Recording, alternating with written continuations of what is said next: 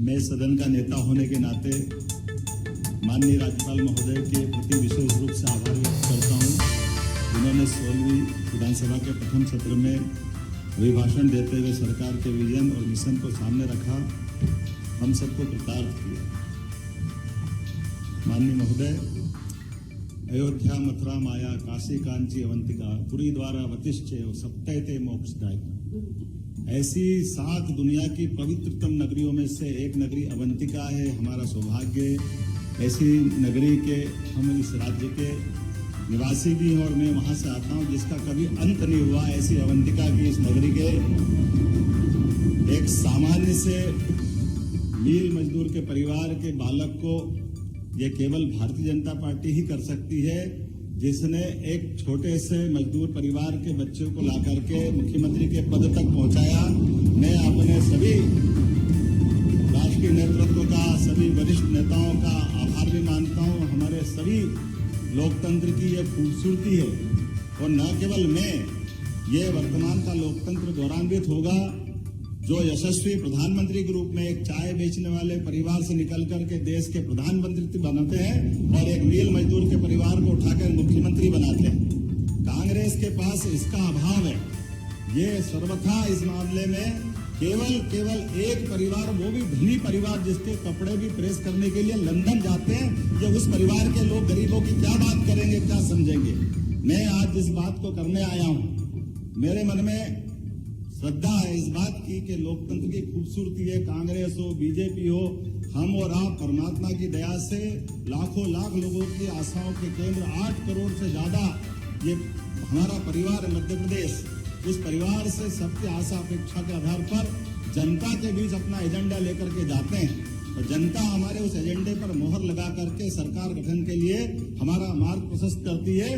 लेकिन हम उस अहंकार के धनी नहीं है, हम उस विनम्रता के सेवक है जिसके माध्यम से भविष्य की कोई नई इमारत खड़ी करने के निकले और हम उसका सबका सहयोग ले। मुझे इस बात की प्रसन्नता है, जिस बात को मैं कहने के लिए खड़ा हूं, मेरे सभी मित्रों ने, पक्ष हो विपक्ष हो, मैं इस बात के लिए आनंदित हूं कि आज अपने यहाँ जिस कुर्सी पे आप विराजमान हैं, मुझे मालूम है कि आज आसंदी पे जो विराजमान है उनका कितना विराट व्यक्तित्व है। हमने कल उनका निर्वाचन किया। माननीय अध्यक्ष महोदय, हम सब इस बात को जानते हैं कि जिस छोटे से परिवार के साथ पार्षद के रूप में आपने ये राजनीतिक यात्रा चालू की, उसके पहले विद्यार्थी नेता के नाते से छोटे से गांव से आकर के भारत सरकार के लोकप्रिय और सबसे बड़े मंत्रालय में आपने सफलता से काम किया। कई बार हमारे अपने ही सदन के भी आप मंत्री रहे, प्रदेश के कई बार अध्यक्ष रहे। आपके नेतृत्व में प्रदेश ने इस बार फिर संगठन का आधार पर चुनाव लड़ा और अभी आपने, यही भारतीय जनता पार्टी की विशेषता है। मैं आभार मानता हूं आपका इस विनम्रता का भी, और ये बात हम सबके लिए अत्यंत आनंद की है कि मेरी सरकार आपकी इस छत्र छाया में अपने विकास के कदम बढ़ाएगी और हम सब आपसे समय समय पे, चाहे पक्ष हो या विपक्ष हो, आपसे हम आश्रय भी चाहेंगे कि हमारे द्वारा किए गए कामों पे आपके मार्गदर्शन में हम और नई ऊंचाइयां प्राप्त करें। इस चर्चा के इस सत्र में माननीय कैलाश जी विजयवर्गीय, वास्तव में आपने सही कहा भाई साहब, चाहे कैलाश जी हो, चाहे प्रहलाद जी हो, चाहे राकेश जी हो, चाहे गोपाल भार्गव जी हो, हमारे इधर सामने से भी रामनिवास रावत जी हो, हमारे अपने सारे, मैं तो कितना सौभाग्यशाली, 2 विधानसभा के पूर्व अध्यक्ष मेरे इस सदन के साथ में, डॉक्टर सीता शरण शर्मा जी, गिरीश गौतम जी, हम सब इतने आनंद में हैं, क्या नए क्या पुराने, सभी प्रकार के, मैं सभी का अलग अलग मेरे एजुकेशन की बात की है।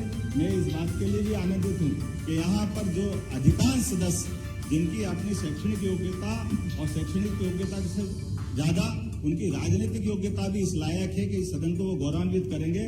मैं आप सबका भी अभिनंदन करता हूँ। आज के इस चर्चा सत्र में माननीय रामनिवास रावत जी, बाला बच्चन जी, जो पूर्व नेता प्रतिपक्ष रहे, पता नहीं किस कारण से बाला जी आपका नंबर नहीं आया, मेरे आप खास मित्र हो, लेकिन उमंग जी भी आपके ही साथी है। पर मैं उम्मीद करता हूं कि आपके अंदर के दलों में, जैसे हमारे यहाँ तो थोड़ा ध्यान रखते हैं अगली पीढ़ी का, आप ठोकर खाने के बाद ध्यान रखते हैं। मैं उम्मीद करूंगा अगली बार हमसे सीखेंगे, क्योंकि ये जो व्यवस्था है, मैं उमंग जी आपके धन्यवाद अदा कर रहा हूँ। मैंने तो प्रारंभ में भी कल अपनी बात कही थी कि हम और आप सब मिलकर के ये जो दुनिया का सबसे युवा देश अगर भारत है और दुनिया के सबसे युवा देश को सबसे अगर आगे जाना प्रधानमंत्री के नेतृत्व में, तो निश्चित रूप से युवाओं को आगे लाने की आवश्यकता है। ये अलग बात है कि हमने नंबर मारा और हमने परमात्मा की जनता के बीच गए, जनता ने हमारे निर्णय को मोहर भी लगाई और आपने ठोकर खाने के बाद किए।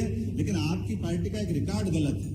अरुण यादव जी से पूरे टाइम काम करवा लिया, मौका आया तो फिर अरुण यादव जी पता नहीं कहाँ चले गए और फिर कमलनाथ जी दिग्विजय सिंह जी आ गए। तो ये जो परंपरा है इससे आपको नुकसान होता है। मैं तो आप ही की बात कर रहा हूँ। अरे इतिहास है।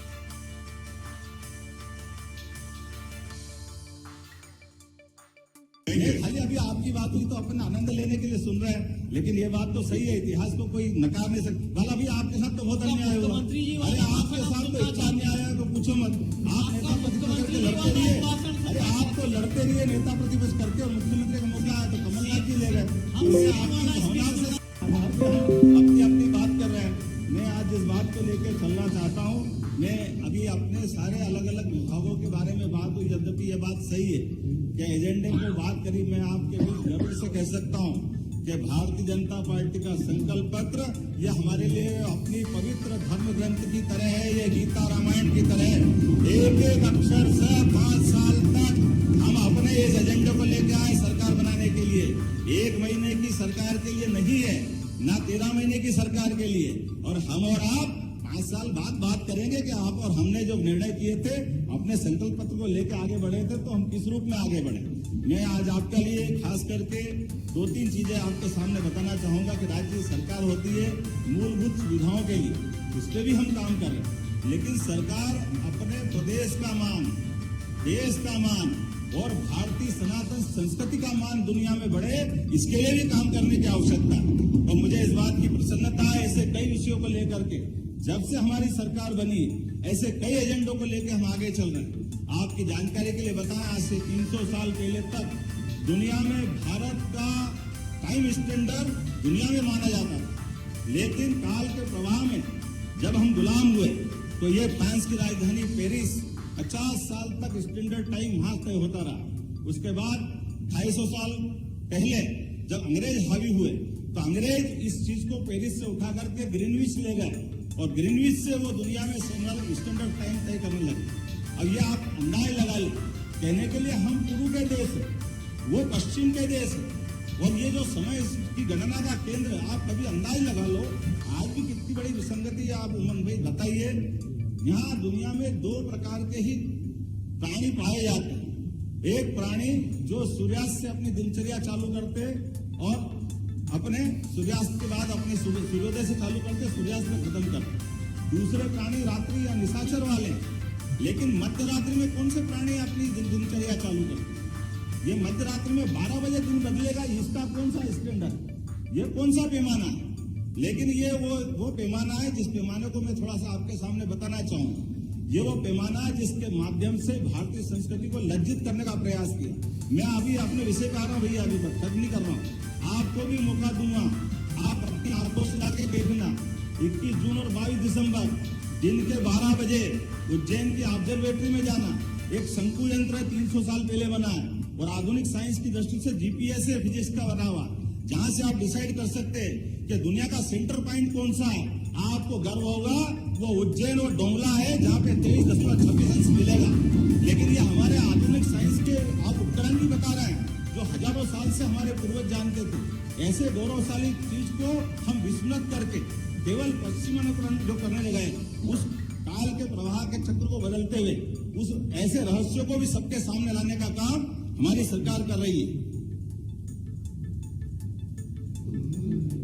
इसलिए वो पुरानी ऑब्जर्वेटरी जो राजा जयसिंह के समय बनाई हुई थी, 5 ऑब्जर्वेटरी, लेकिन एक नई ऑब्जर्वेटरी साइंस टेक्नोलॉजी विभाग के माध्यम से हम बना रहे हैं, जिसको IIT के बच्चे रिसर्च करने जाएंगे, IIM के बच्चे रिसर्च करेंगे। मध्य प्रदेश के 16 विश्वविद्यालय से 10 से ज्यादा विश्वविद्यालयों ने फिजिक्स के माध्यम से वहां MOU किया और वो रिसर्च कर रहे हैं कि हाँ ये बात सही है कि हमारे लिए अगर स्टैंडर्ड टाइम की तय होगी बात। और एक और जानकारी आपको बता दूं, ये जो विषय हमने रखा, इस विषय में कई मामलों में हमारे एशिया के कई देशों से संबंध 19 से 20 से हो सकते हैं, लेकिन वो सारे के सारे देश दक्षिण एशिया सहित, चाहे चाइना हो, चाहे पाकिस्तान हो, अफगानिस्तान हो, ये सारे लोग मानते हैं कि स्टैंडर्ड टाइम की तय करने की अगर बात होगी तो भारत पे ये बात जाएगी और भारत में उज्जैन का वो मान बढ़ेगा, भारत का मान सम्मान बढ़ेगा। ये जो हमने कहा कि सरकार के माध्यम से क्या संबंध है, तो सरकार ने वो ऑब्जर्वेटरी खड़ी की है और एक नया प्रस्ताव सरकार के माध्यम से दे रहे हैं कि भविष्य के जैसे IIT सैटेलाइट टाउन उज्जैन में इंदौर का विस्तारीकरण करेंगे, जिसके माध्यम से ऐसे भविष्य के ऐसे कई विषय भी, जैसे बाबा महाकाल की नगरी, ये केवल धर्म की नगरी नहीं है, ये ज्योग्राफिकली फिजिक्स की नगरी भी है, भूगोल की नगरी भी है, ज्ञान की नगरी भी। आप अंदाज लगा लो कि 2000 साल पहले जो आर्यभट्ट ने हमारा अक्षांश देशांश निकालने वाला जो यंत्र, आप मान के चले, अगर अपना हवाई जहाज उतारना है आपको आज भी, तो आप बताइए जैसे हवाई जहाज ऊपर उड़ेगा तो लगभग 1 लाख मीटर प्रति घंटे की गति से पृथ्वी घूमती है, वो वापस मुकाम पे आने के लिए अक्षांश देशांश की जरूरत पड़ेगी। ये सिद्धांत अगर किसी ने खोजा है तो आर्यभट्ट ने खोजा है। ये गौरवशाली पक्ष हमारा सबके बीच में आना चाहिए। मैं भी यार आपके बीच में आ रहा हूँ, ये इसलिए कह रहा हूँ कि आपको लगेगा कि ये पंथी बातें हैं। अगर आपको कोई बात कहना तो जरूर पूछ सकते हैं। माननीय अध्यक्ष, दिल्ली से प्लेन यहाँ बुलवा। माननीय अध्यक्ष, बहुत अच्छा सुझाव है माननीय मुख्यमंत्री जी का।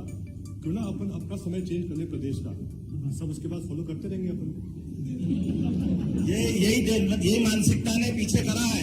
मैं आपके सामने बता रहा हूँ, अभी आपको बताता हूँ ये समय कैसे तय होता। ये समय मेरे तुम्हारे कहने से स्टैंडर्ड टाइम यहाँ तय नहीं होता। ये समय होता है फिजिक्स के विज्ञानियों के माध्यम से। और इसकी अरे एक मिनट जरा बाला भाई सुनो तो सही, भाषण पर आ जाइए मध्य प्रदेश। अरे भाई जब हमारी बात आ रही है, ये आपकी बात में तो हमने रोका नहीं। जब नेता प्रतिपक्ष बोले थे हमने बोले तो हम भी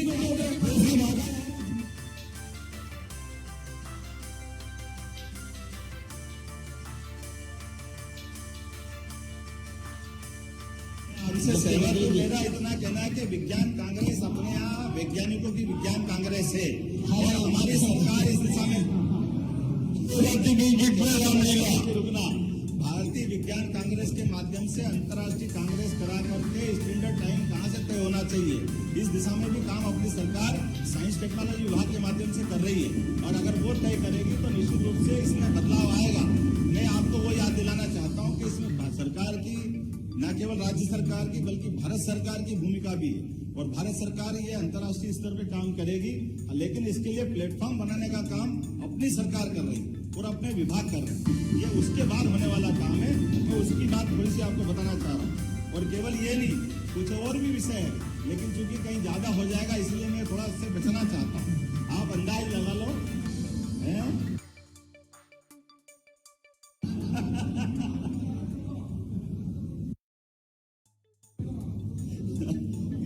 थोड़ा सा अब मैं इसकी बात इसलिए कर रहा हूँ अपने बीच में से। जैसे आप ध्यान दीजिएगा कि हमारे यहाँ अपने सम्राट विक्रमादित्य, अब सम्मत की बात अगर करते तो आप अंदाज लगा लो, ये हमारे जो सम्मत है, आप सम्मत के मामले में आज भी मैं कांग्रेस पे ये इस ढंग से आरोप लगाता हूँ कि आज भी कांग्रेस के उस तत्कालीन निर्णय के कारण से शक संवत की शासकीय मान्यता, जबकि संवत की मान्यता होना चाहिए विक्रम संवत। और विक्रम संवत ये सम्राट विक्रमादित्य के नाम का हमारा ये गौरवशाली पक्ष है। लेकिन केवल आपको वो बताइए माननीय मुख्यमंत्री जी, 2 संवत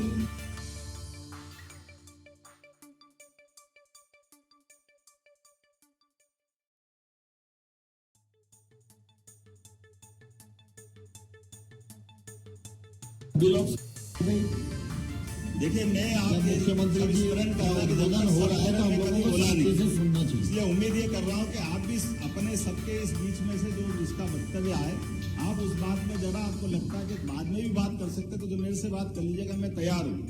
लेकिन ये सारी विषय इसलिए रख रहा हूँ कि ये सरकार का हिस्सा है, ये सरकार से अलग नहीं है। मैं जो भी बात रख रहा हूँ उसमें प्रत्येक चीज में सरकार इन्वॉल्व, सरकार की मदद के बाद वो चीज खड़ी हुई है, उसमें कुछ भी अलग से नहीं है। इसीलिए जैसे मैंने विक्रमादित्य की बात कही, अभी अयोध्या की बात करें तो अयोध्या भी विक्रमादित्य पे जाके टिकेगी। आप अयोध्या और विक्रमादित्य का अंतर नहीं, आप इसका रिकॉर्ड देखिए। पिछली बार हमारे उत्तर प्रदेश के माननीय मुख्यमंत्री साथ में आए थे उज्जैन में, महंत योगी आदित्यनाथ जी, उन्होंने इस बात को कोट की कि आपका उज्जैन से ही विक्रमादित्य ने अयोध्या का जो मंदिर तोड़ा गया बाबर के साथ, बाबर द्वारा, वो 2000 साल पहले विक्रमादित्य ने उज्जैन से जाकर के बनाया था। ये 84 काले कसौटी का खंबे का मंदिर विक्रमादित्य काल का था, उसको कोर्ट ने प्रमाणित किया। मेरे तुम्हारे ऐसे नहीं हुआ, आर्कियोलॉजी ने डिसाइड किया कि ये मंदिर इतना पुराना है। और आप अंदाज लगा लो, दुनिया में 3 भाइयों की जोड़ी प्रसिद्ध हुई है, एक भगवान राम और लक्ष्मण, एक भगवान कृष्ण और बलराम, और तीसरी जोड़ी मध्य प्रदेश की है विक्रमादित्य और भर्तरी। तीसरी जोड़ी हुई है, इसने मध्य प्रदेश को गौरवान्वित किया। इसलिए 2 भाई दुनिया के ऐसे जो दोनों ही अद्वितीय रहे, जिनके जीवन के अलग अलग पक्ष है। जब भर्तरी ने शासन चलाया और भर्तरी ने जो साहित्य बनाया, वो भर्तरी का साहित्य आज भी दुनिया में अद्वितीय है। कोई अपना 3 पुस्तकें लिखी उनने, श्रृंगार शतक, नीति शतक और वैराग्य शतक। ये तीनों प्रत्येक के लिए पढ़ने लायक, उसकी विविधता हमारे सबके लिए जानने लायक, लेकिन उसकी गहराई को भी समझने की जरूरत है। विक्रमादित्य शोधपीठ के माध्यम से, विक्रमादित्य फेलोशिप देते हुए हम रिसर्च सेंटर के माध्यम से विक्रमादित्य का विराट व्यक्तित्व दुनिया के सामने आना चाहिए। एक ऐसा व्यक्ति जो न्यायप्रिय, जो विक्रमादित्य के कितने पक्ष है, विक्रमादित्य और उनका नवरत्न। आप अंदाज लगा लो, उस विक्रमादित्य की बात को ले जाने के लिए हमारे पाठ्यक्रम से विक्रमादित्य का हिस्सा गायब कर दिया। विक्रमादित्य को काल्पनिक बताया गया। विक्रमादित्य कौन से, इसको निश्चित करने के लिए प्रश्न खड़े करें। ये रिसर्च सेंटर के माध्यम से हमने सारे जवाब दिए, कहा विक्रमादित्य अपने इस देश का है और उज्जैन के हैं। और हम नहीं कह रहे हैं, हर साल इसकी अलग अलग प्रकार की फेलोशिप दे करके जो रिसर्च आती है, उसकी पुस्तकों का प्रकाशन मध्य प्रदेश शासन के माध्यम से करा रहा है। और विक्रमोत्सव के केवल आयोजन एक प्रकार के नहीं, उनके एकेडमिक साइड के भी और उनके जनरंजन के कार्यक्रम भी। विक्रमादित्य के बारे में तो हमारी जुडिशली, विक्रमादित्य का न्याय, विक्रमादित्य की वीरता, विक्रमादित्य का दानशीलता, उनका पराक्रम, उनका पौरुष, कोई कल्पना कर सकता है एक व्यक्ति में कितने गुण हो सकते हैं। और उसके बावजूद उदारता कैसी, जो आदमी तो आदमी भूत को पकड़ ले, ऐसी वीरता किसी में हो सकती है क्या?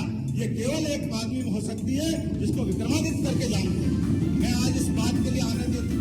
आज इस सदन में यद्यपि हमारे अपने सरकार के माध्यम से कई प्रकार के काम हुए, कई प्रकार की बातें आई, ऐसे कई विषयों पर बात करने के साथ, जैसे नई शिक्षा नीति के मामले में मित्रों ने बात खड़ी की। आप अंदाज लगा लीजिए कि नई शिक्षा नीति दुनिया को जो शिक्षा देने वाला गुरु करके जो हजारों हजार साल से जिसकी मान्यता है, ऐसे भारतवर्ष के अंदर शिक्षा के मामले में लॉर्ड मेकाले ने 1833 में जो गलती की, कांग्रेस ने 60 साल तक उस गलती को दुरुस्त करने का काम नहीं किया। हमें इस बात की प्रसन्नता, यशस्वी प्रधानमंत्री मोदी ने नई शिक्षा नीति लागू करके हमारे देश की संस्कृति से जोड़ करके शिक्षा को जीवन के सर्वांगीण विकास के साथ जोड़ने का प्रयास किया। और मुझे इस बात का गर्व है, मध्य प्रदेश के सीमित संसाधन के बावजूद भी नई शिक्षा नीति दुनिया में अगर लागू की है तो सबसे पहले मध्य प्रदेश सरकार ने लागू की है।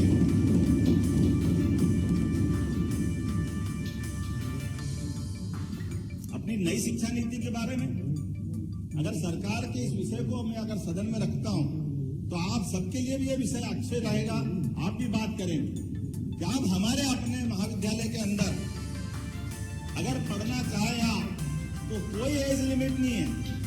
पोता, पिताजी, दादाजी, जिनको एडमिशन लेना वो सब एडमिशन ले सकते हैं, कोई बंधन नहीं है। एक आदमी 2 डिग्री लेना चाहे 2 डिग्री ले सकता है, कोई बंधन नहीं। हमारे कोर्स की डिजाइन भी बीए, बीकॉम, बीएससी से बदल करके कोई साइंस का व्यक्ति इच्छा रखे कि मैं एक आर्ट्स का सब्जेक्ट पढ़ना चाहता हूं तो वो आर्ट्स का पढ़ सकता है। और ऐसे कई प्रकार के कोर्स, जिन कोर्स के बलबूते पर हमको अपने जीवन के मार्ग तय करना, जीवन की दिशा तय करना, वो हम कर सकते हैं। ऐसे सारे विषयों को लेकर नई शिक्षा नीति बहुत बड़ा रोल अदा कर रही है। इस नई शिक्षा नीति को मामलों को लेकर के कभी मौका पड़ेगा अध्यक्ष महोदय तो आप एक विशेष सत्र बुलाएं और अपन इस पे खुल करके चर्चा करें, क्योंकि नई शिक्षा नीति के क्रमशः 3रे वर्ष में हमने प्रवेश किया और अंतिम वर्ष में प्रवेश करते करते ऐसे फालतू के कई बंधन हम खत्म करेंगे, जिन बंधन के आधार पर केवल कागज की डिग्री लेने के लिए विद्यार्थी प्रेरित होते थे। कागज की डिग्री के बजाय जो डिग्री मिले उससे जीवन में सार्थकता आए, जीवन में उसका उपयोग हो। इसीलिए हमारी अपनी सरकार ने अपनी सरकार की पहली बैठक में हमने एक निर्णय लिया कि सभी प्रकार के कोर्स एक जिले में कम से कम एक ऐसा कॉलेज एक्सीलेंस खोले जिसमें पढ़ने का मौका मिलेगा। तो 52 ही जिलों में हमने 52 एक्सीलेंस, और अब जो सरकारी 55 हुए तो उसको बढ़ा के 55 तक ले जाएंगे, एक्सीलेंस कॉलेज में ले जाएंगे। इसी में निर्णय लिया है कॉलेज किस प्रकार के होंगे।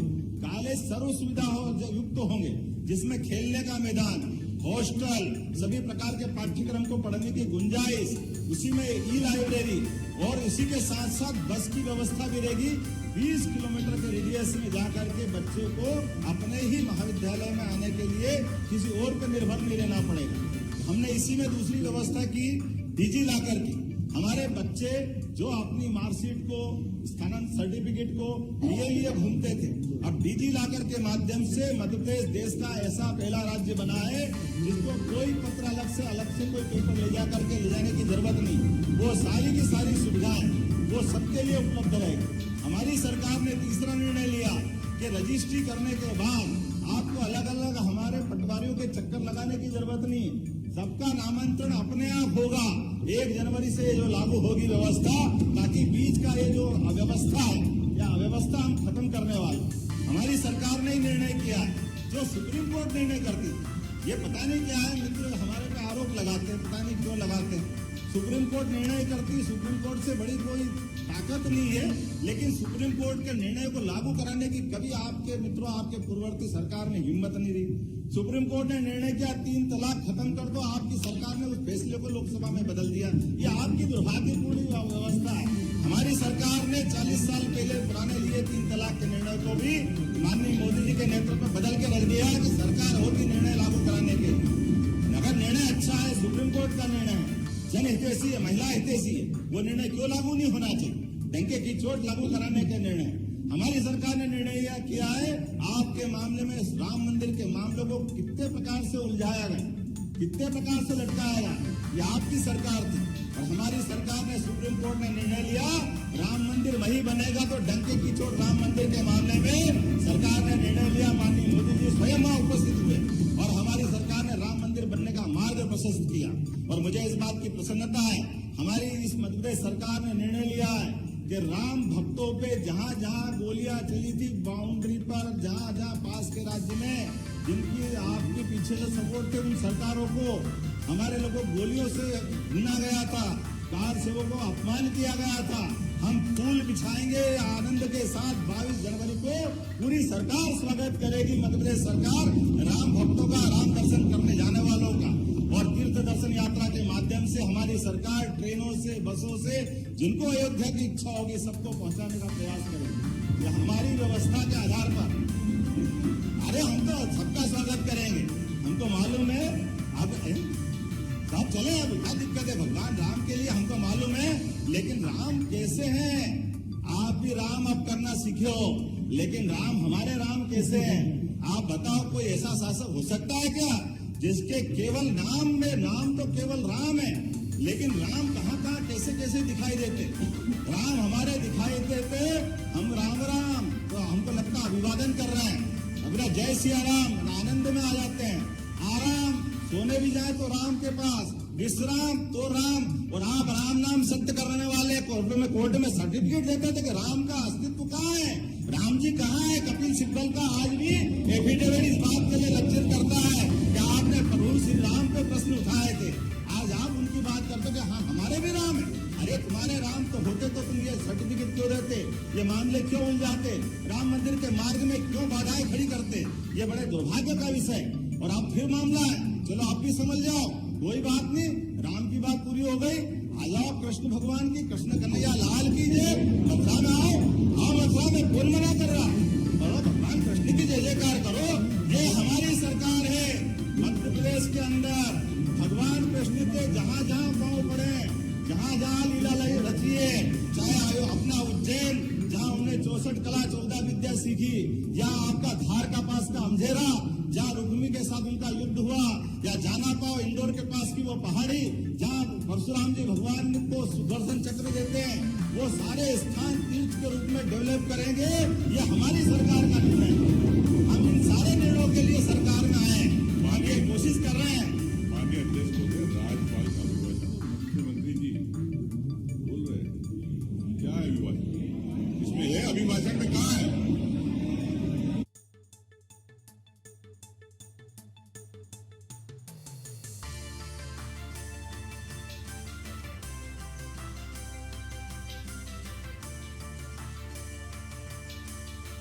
महोदय, मैंने थोड़ी देर पहले कहा था कि पहले राम की बात करी तो इन्हें कोर्ट में शपथ पत्र दिया, अभी कृष्ण की बात करी तो फिर बात बदलने लग गई। कृष्ण राम से क्यों नफरत है, पता नहीं क्या कारण है आपका। मैं आपसे कहने की बात करता हूं कि आपके बात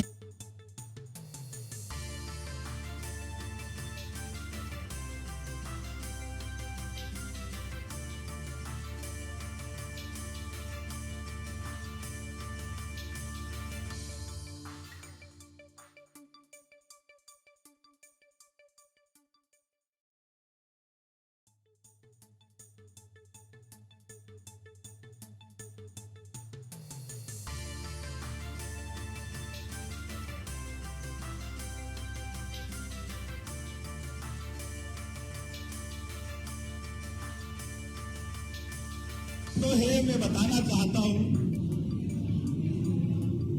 अरे हमने तो कहा सबका, कपिल सिब्बल किसके थे, कपिल सिब्बल किसके थे, कपिल सिब्बल किसके थे, वेणुगोपाल किसके थे, कांग्रेस के सारे महासचिव क्यों शपथ पत्र देने गए भगवान राम के मामले में, राम सेतु के मामले में, ये सारे सुप्रीम कोर्ट के अंदर दस्तावेज क्यों लगाए, हमने थोड़ी लगाए, हम तो हमेशा उसकी बात करने गए।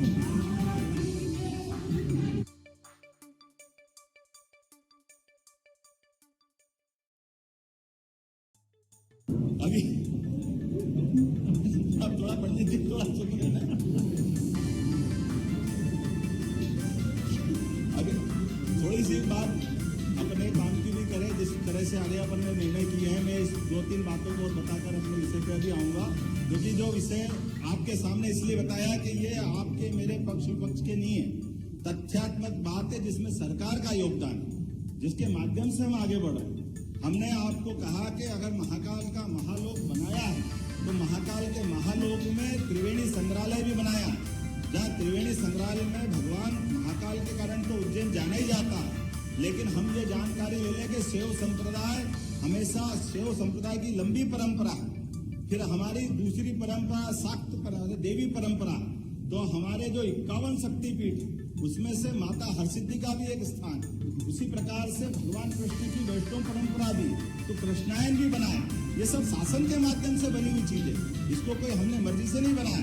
और उनके जीवन काल से लेकर उनकी विविधता वाली सारे साहित्य, सारी वनस्पति, सारा आर्कियोलॉजी से संबंधित विषय, सारे संग्रहालय, उनको जोड़ करके हमारी सनातन संस्कृति को केवल हिंदू मुसलमान नहीं, विदेश से भी कोई आकर के हमारी संस्कृति को देखना समझना चाहे तो ये उनके लिए भी अवसर उपलब्ध कराने की बात, हमारे लिए तो सौभाग्य की बात है। हमारे लिए आज वर्तमान के दौर में दुनिया में मोदी जी के नेतृत्व में जिस प्रकार से मोदी जी ने भारत का मान बढ़ाया, सम्मान बढ़ाया, दुनिया भारत को जानना चाहती है, दुनिया सनातन संस्कृति को जानना चाहती है, दुनिया हमारे बीच में वो सारे चीज ढूंढना चाहती है जो सर्वे भवन्तु सुखिना, सर्वे सन्तु निरामया, सर्वे भद्राणि पश्यन्तु मा कश्चित् दुर्भाग् भवेत्। हमारी सारी संस्कृति को लोग देखना समझना चाहते, हमारी अच्छाइयों को जानना चाहते, उन विषयों को हम अपने साथ लेकर के हम उनको पाठ्यक्रम का भी हिस्सा बनाना चाहते हैं। मैं आज अपने बीच में से 2-4 बातें और कहूंगा, यद्यपि मैंने माननीय अध्यक्ष जी से कहा था कि 3 बजे के आसपास में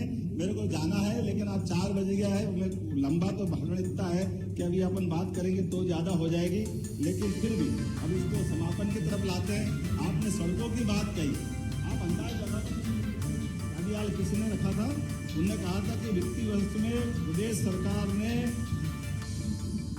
का जो केंद्रांश है, माननीय अध्यक्ष जी, माननीय मुख्यमंत्री जी, मेरा निवेदन,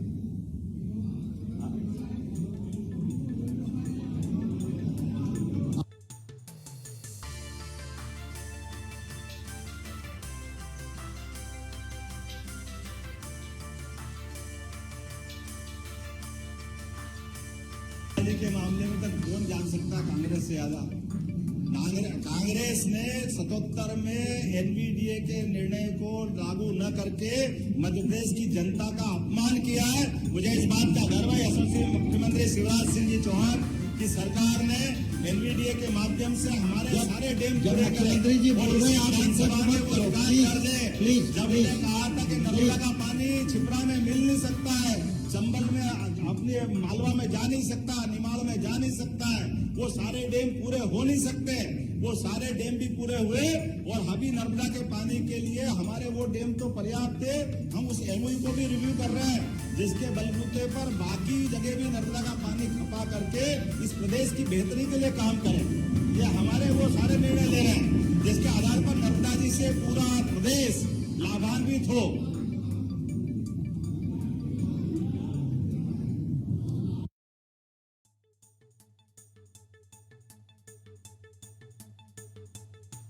चिंता मत करो, आप जो कहोगे बिल्कुल करें। बस आपका पक्ष गलत है, जो आ जाओ तो और ज्यादा करें। मैं माननीय बाला बच्चन जी ने एक विषय उठाया। आपने कहा पहले केंद्र सरकार 75% राशि देती थी, अब घट करके 60% हो गई। आपकी जानकारी के लिए बता दूं, पहले वास्तविक स्थिति 75% को घटा करके 60% इसलिए किया गया कि केंद्रीय राज्य में राज्य का हिस्सा केवल 32% था, जबकि अब ये बढ़ करके 42% हो गया। ये केंद्र सरकार ने हमारा राज्यांश बढ़ाया, कम नहीं किया। इसी प्रकार से कई और मद हैं, जिन मदों को मैं उल्लेख करूंगा तो लंबा हो जाएगा, लेकिन प्रत्येक मद में भारत सरकार में यशस्वी मोदी जी ने अपनी राशि को 3 गुना 4 गुना किया। कुल मिला के राज्य बजट का आधे से ज्यादा हिस्सा इसी प्रकार से हमारी योजनाओं के माध्यम से मिल रहा है। इसी कारण से हमारा ये बजट बढ़ करके पर्याप्त रूप से सारी योजनाओं को पूरा करने वाला होगा।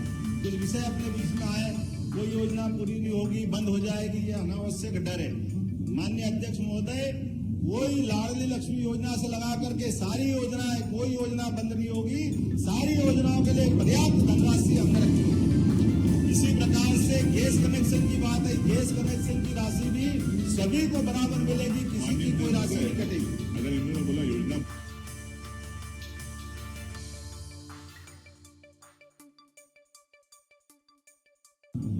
सारी राशि जब जब जिसकी तारीख है उस तारीख में डलती जा रही है। अब ये अलग बात है, आपको जानकारी नहीं तो मैं क्या कर सकता हूं? मेरा अनुरोध है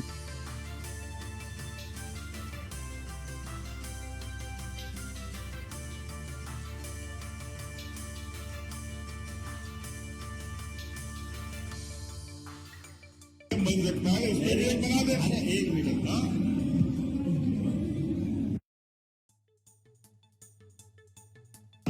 माननीय मोदी जी को धन्यवाद दो, जिनने कहा कि कुल 4 जातियां, उसमें बहनों को भी एक, उनने महिलाओं के लिए भी रखा है, महिला, युवा, गरीब, किसान। अब आप उसमें महिला सशक्तिकरण की योजना में कानून बना रहे हैं। अब आपके लोग तो वहाँ बाहर काला लेके घूम रहे हैं दिल्ली में, मैं क्या करूँ? आप उनको समझाओ कि भैया उनके लिए हम सब तैयार हैं। अगर आप यूनानिमस तैयार हो तो मैं आपके साथ खड़ा हूँ। बहनों के लिए जो बेहतर हो सकता है, यशस्वी प्रधानमंत्री नरेंद्र मोदी जी के नेतृत्व में भारत की सारी राज्य सरकार के लिए इस दिशा में आगे बढ़ रही है। अब ये आपके लिए कर लेंगे, थोड़ा और भी मौका मिलेगा।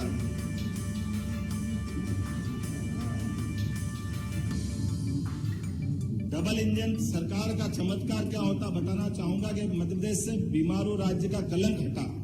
5 लाख किलोमीटर से अधिक लंबाई की चमचमाती सड़कें अगर बनी है तो केवल डबल इंजन सरकार के कारण बनी। 47 लाख हेक्टेयर में सिंचाई की सुविधा अगर बढ़ी है तो केवल डबल इंजन सरकार माननीय मोदी जी के कारण से बढ़ी। हमारी विकास दर आज 16% से ज्यादा हो गई है तो केवल मोदी जी की सरकार के कारण से हुई, हमारा सौभाग्य है। प्रति व्यक्ति 1,40,000 से अधिक अगर हुई है तो उसमें एकमात्र कारण माननीय मोदी जी का।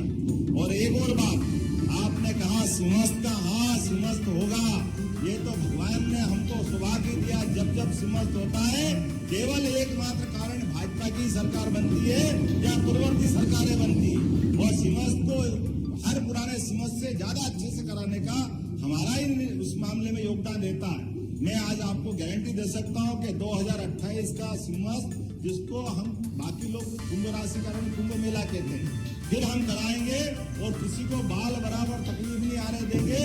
लेकिन सरकार विकास के काम भी बराबर करेगी और अवैध विकास को कभी बढ़ावा नहीं देगी। ये किसी भी कारण से अवैध कॉलोनियों को बढ़ावा नहीं देगी।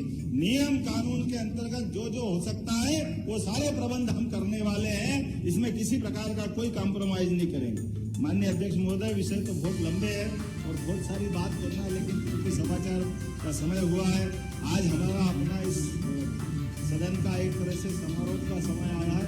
मैं आज अपने सारे वरिष्ठों का हमने सकारात्मक माहौल में एक अच्छे विषय को अच्छे ढंग से, जिसकी शुरुआत ही आप शुभंकर है हमारे सदन के, आपका चयन में हमारे नेता प्रतिपक्ष ने, उनकी कांग्रेस पार्टी ने, भैया आप पटेल साहब याद रख लेना तो अपने हेमंत कटारे जी आपने कल वोट किया था, मैं कांग्रेस पार्टी को धन्यवाद देता हूँ जिनने ये हमारे सामूहिक नेतृत्व करके एक अच्छी परंपरा स्थापित की है कि सदन के नेता सर्वानुमति से बनना चाहिए और इसी प्रकार से चर्चाएं भी सब होना चाहिए।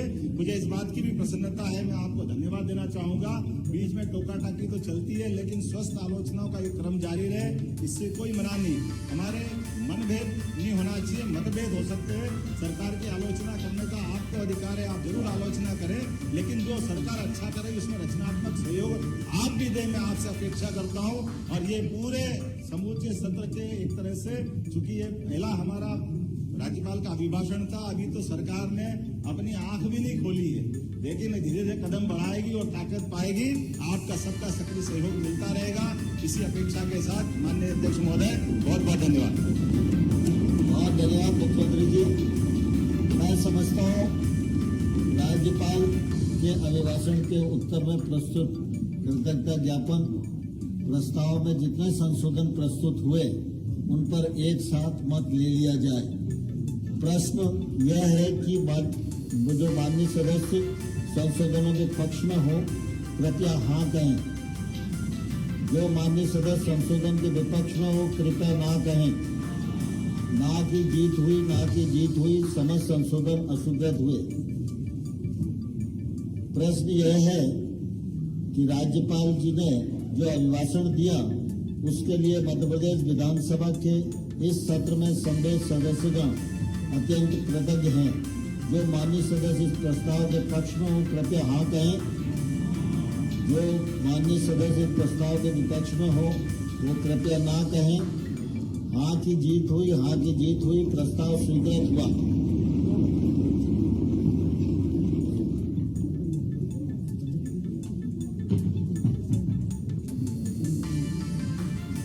मध्य प्रदेश की नव गठित 16वीं विधानसभा का प्रथम सत्र अब समाप्ति की ओर है। इस सत्र में 4 बैठकें हुई जिसमें नवनिर्वाचित सदस्यों ने शपथ ग्रहण की एवं अध्यक्ष का निर्वाचन हुआ तथा मुख्य प्रतिपक्षी दल और नेता प्रतिपक्ष की घोषणा की गई। संविधान की अपेक्षा के अनुसार इस सत्र में राज्यपाल महोदय का अभिभाषण हुआ एवं कृतज्ञता ज्ञापन प्रस्ताव पर चर्चा हुई। अध्यक्ष के रूप में यह मेरा पहला सत्र था जिसमें मैंने आप सभी की अपेक्षा के अनुरूप सदन के संचालन का प्रयत्न किया है एवं सभी को अपनी बात रखने का यथासंभव अवसर दिया है। यह पवित्र सदन प्रजातंत्र का मंदिर है, जिसमें प्रदेश की जनता का विश्वास और आशाएं पल्लवित होती हैं। इस मंदिर में जन कल्याण की धाराएं निकलें और जन जन तक पहुँचें। हम सभी इस उद्देश्य की पूर्ति के लिए आए हैं, चाहे हम किसी भी दल से हों। इस लक्ष्य की प्राप्ति और पूर्ति के लिए पक्ष और प्रतिपक्ष दोनों को पूरक बनकर एवं सहिष्णुता और सामंजस्य के साथ अपने कर्तव्यों एवं भूमिका का निर्वाह करना होगा। दलों में वैचारिक भिन्नता होना स्वाभाविक है, लेकिन इसमें मनभेद, कटुता और असहिष्णुता का कोई स्थान नहीं। संसदीय लोकतंत्र भी तभी जीवंत होता दिखाई देता है जब विधायिका में पक्ष विपक्ष अपने अपने दायित्वों का निर्वहन अपने अपने तरीके से करते दिखाई देते हैं। यह बात हमें आश्वस्त करती है कि संसदीय व्यवस्था से अन्य कोई बेहतर प्रणाली नहीं है, क्योंकि इसके माध्यम से समाज के अंतिम छोर पर खड़े व्यक्ति की भी चिंता की जाती है। लोकतांत्रिक व्यवस्था का सार यही है, विधायी सदनों में जनता की समस्याओं और अपेक्षाओं को उनके प्रतिनिधि पूरी सजगता और मुखरता से उठाएं। हम इस बात पर भी गर्व कर सकते हैं कि मध्य प्रदेश विधानसभा की गौरवशाली परंपराएं रही हैं, जिन्हें इनकी पूर्ववर्ती सदस्यों ने अपने कार्य व्यवहार से समृद्ध किया। 16वीं विधानसभा में 59 सदस्य पहली बार चुनकर आए हैं। उन्हें प्रारंभ में यहाँ का माहौल, कार्यप्रणाली सरलता नहीं लगेगी, किंतु वे संसदीय पुस्तकों के अध्ययन एवं वरिष्ठ सदस्यों के मार्गदर्शन से अपनी शंकाएं और परेशानियां दूर कर सकते हैं। विधानसभा सचिवालय के अधिकारी कर्मचारी आपकी सहायता के लिए सदैव तत्पर रहते हैं। आप उनकी मदद भी ले सकते हैं। नवनिर्वाचित सदस्यों के शिक्षण प्रशिक्षण के लिए शीघ्र ही प्रबोधन कार्यक्रम भी आयोजित होगा। इस लघु सत्र के सुचारू संचालन के लिए मैं माननीय मुख्यमंत्री जी, उप मुख्यमंत्री द्वय, माननीय नेता प्रतिपक्ष, सभागत तालिका के सभी माननीय सदस्यों, प्रिंट और इलेक्ट्रॉनिक मीडिया से जुड़े महानुभावों, प्रमुख सचिव विधानसभा, विधानसभा सचिवालय तथा शासन के अधिकारी कर्मचारियों और सुरक्षा कर्मियों को धन्यवाद देता हूँ। मैं अपनी ओर से, पूरे सदन की ओर से प्रदेशवासियों को क्रिसमस और नव वर्ष की शुभकामनाएं देते हुए उनकी और प्रदेश की समृद्धि खुशहाली की कामना करता हूँ। अगले सत्र में हम पुनः संवेद होंगे। धन्यवाद।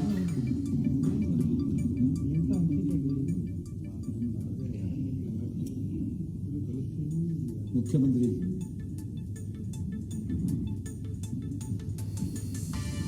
अध्यक्ष महोदय, सत्र समापन भाषण में पहले तो सबसे पहले आपका, खास करके आपने पूरा को मौका दिया और ये अनुकूल माहौल बनाया, आपका आभार मानता हूँ।